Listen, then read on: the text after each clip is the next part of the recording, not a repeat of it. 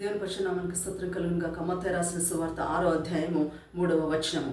నీవైతే ధర్మము చేయనప్పుడు నీ ధర్మము రహస్యముగా నుండి నిమిత్తము నీ కుడి చేయి చెల్లెది నీ ఎడమ చేతికి తెలియక ఉండవలను. అను ప్రియులారా, మనము ఎవరికైనా ధర్మం చేసేటప్పుడు అది రహస్యంగా చేయబడాలి.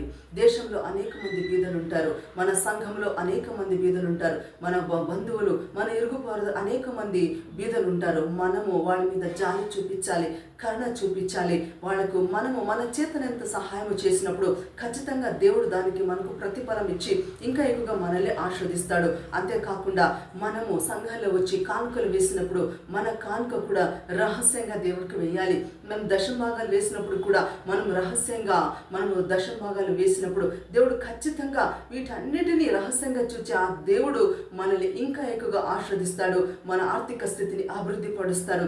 మన అప్పులు కష్టాల నుంచి మనకు విడుదలిస్తారు. అంతేకాకుండా ప్రార్థన చేయనప్పుడు కూడా మనము రహస్యంగా ప్రార్థన చేయాలి అని చెప్తున్నాడు.